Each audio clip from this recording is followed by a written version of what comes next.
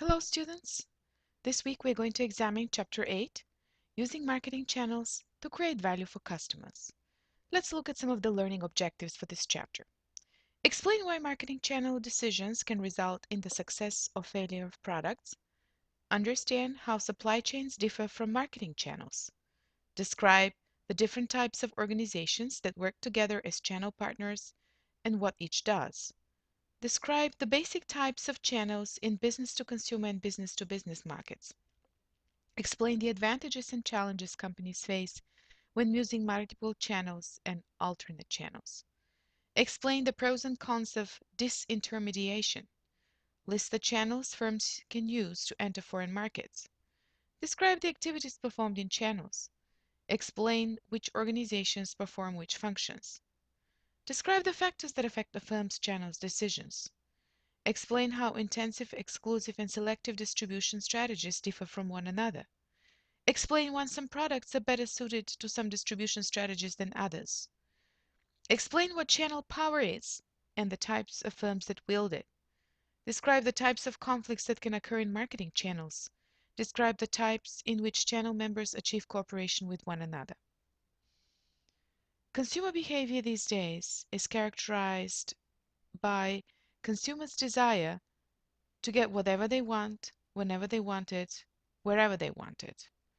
So in order to get the product to the consumer in a timely manner, we have to develop comprehensive distribution channels. The simplest marketing channel consists of a producer and a consumer. Most products involve other parties called intermediaries who are positioned between the producer and the consumer. There are four forms of utility or value that channels offer: time, form, place, and ownership. There's a difference between marketing channels and supply chain. In the past few decades, organizations have begun taking a more holistic view at their marketing channels. They have begun looking at all the organizations that figure into any part of the process of producing, promoting, and delivering an offer to its user. Firms are constantly monitoring their supply chain and tinkering with them so they are as efficient as possible, and this process is called a supply chain management. Channel partners are essential for marketing because their objective is having the right product in the right place at the right time. Let's look at some channel partners. The most frequent are wholesalers and retailers. Wholesalers obtain large quantities of products from producers, store them, and break them into cases, and often smaller parts, more convenient for retailers to buy. The process of breaking down is called breaking bulk. Most wholesalers stay titled to goods and owe them until purchased by sellers. The basic types of wholesalers are merchant wholesalers, which can be full service and limited service. Full service wholesaler performs a broad range of services such as stocking inventories, operating warehouses, supplying credit to buyers, employing salespeople to assist customers, and delivering goods to customers. Limited service may offer fewer services but lower prices. Cash and carry wholesalers do not offer delivery services or credit. Drop shippers state title but not actual possession of goods. Instead, they earn a commission by finding sellers and passing their orders along to producers who then ship directly to customers. Mail order wholesalers sell products using catalogs instead of a sales force. Truck jobbers usually store products, usually perishable, on their trucks, and retailers buy products right off the trucks. Jack jobbers sell specialty products such as book, hosiery, and magazines that they display on their own racks at retail outlets. Retailers buy products from wholesalers, agents, or distributors, and then they'll sell them to consumers.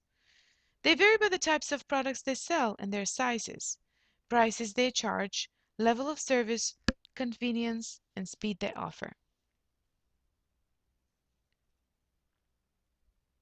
Brokers and direct sales. Brokers or agents don't purchase or take title to the products. They actually broker the deal between two parties and they get a commission. The most common form of agents and broker consumers are in the real estate business. Manufacturer sales offices or branches are selling units that work directly for manufacturers. These are found in B2B settings. Let's look at the type of retailers. Supermarkets or grocery stores are self-service retailers that provide full range of food and household products. Convenience stores are such stores that offer customers higher markups on products because of the convenience and proximity to consumers. Specialty stores sell a certain type of product, but they usually carry a deep line of it. Department stores carry a wide variety of household products and merchandise. Superstores are oversized department stores that carry a broad array of general merchandise as well as groceries. Warehouse clubs such as Costco and Sam's Club sell products at a discount. Off-price retailers are stores that sell a variety of discount merchandise. Outlet stores are discount retailers that operated under the brand name of a single manufacturer selling products that couldn't be sold through normal retail channels due to mistakes made in manufacturing. Online retailers, they sell products online.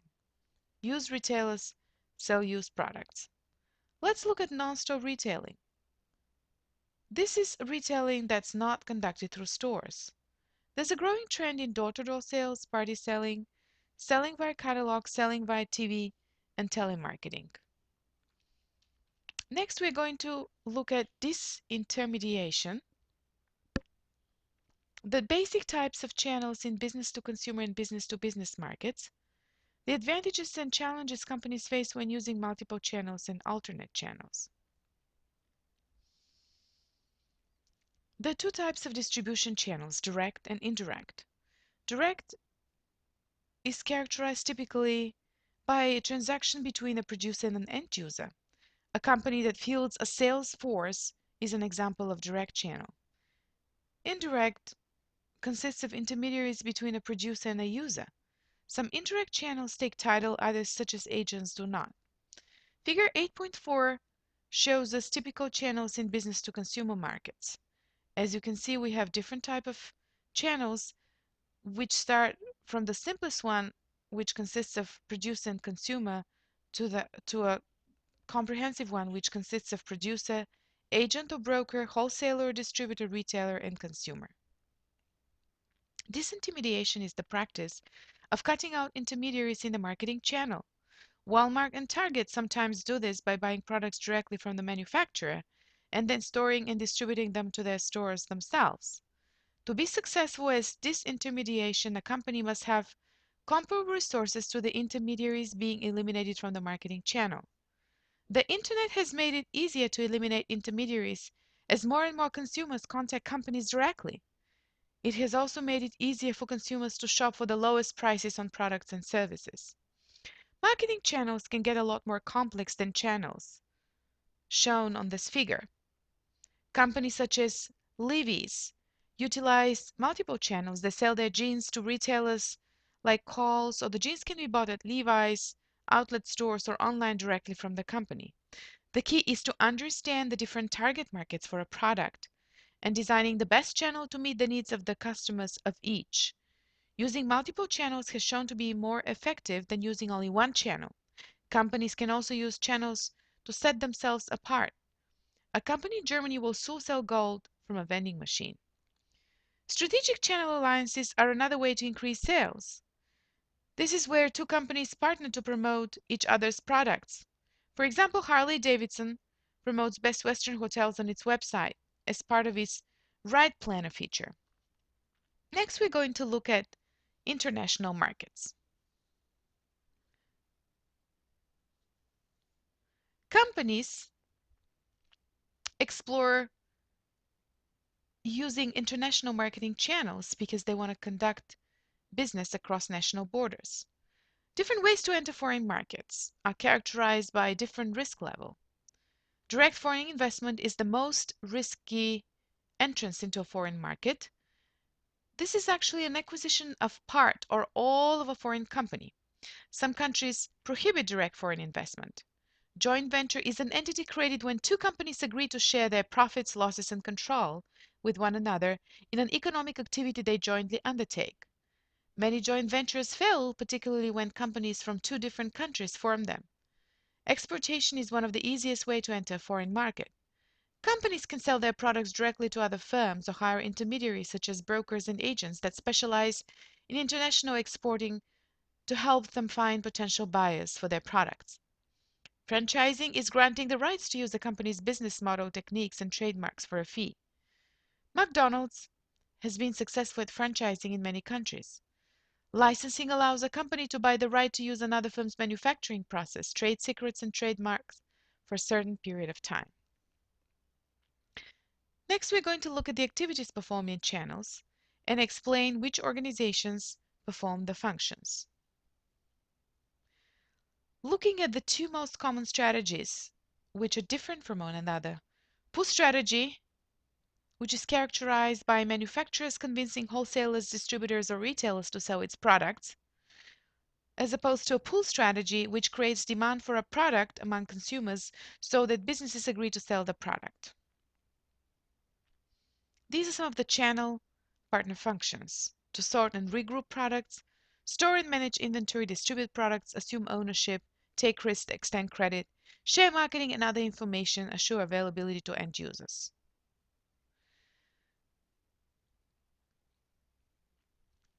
We're also looking at different types of distribution: intensive, selective, and exclusive. Next, we're going to look at some of the characteristics of channels. One of the main characteristics is the so-called channel power. Strong channel partners become leaders. Leaders can call all the shots, getting what they want. Category killers have channel power. Channel conflict arises among different channel members. It can be vertical or horizontal. A vertical conflict occurs between two different types of members in a channel. A horizontal conflict occurs between organizations of the same type. One type of horizontal conflict that is much more difficult to manage is dumping. Dumping is actually the practice of selling a large quantity of goods at a price too low to be economically justifiable in another country.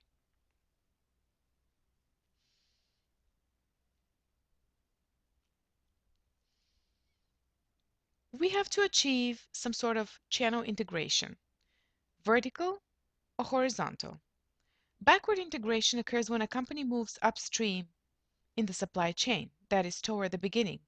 In a conventional marketing system, the channel members have no affiliation with one another. All the members operate independently. A horizontal marketing system is one in which two companies at the same channel level agree to cooperate with one another to sell their products or to make the most of their marketing opportunities. This is sometimes called horizontal integration. Channel partners that wield channel power refer to as channel leaders. A dispute among channel leaders is called channel conflict. It can be both horizontal or vertical. Vertical conflict is one that occurs between two different types of members in a channel. By contrast, a horizontal conflict is one that occurs between organizations of the same type. Channel leaders are often in the best position to resolve channel conflict. Vertical and horizontal marketing systems can help foster channel cooperation, as can creating marketing programs to help channel members all generate greater revenues and profits. This concludes our chapter 8. I hope you enjoyed it, and I wish you luck with the rest of the semester.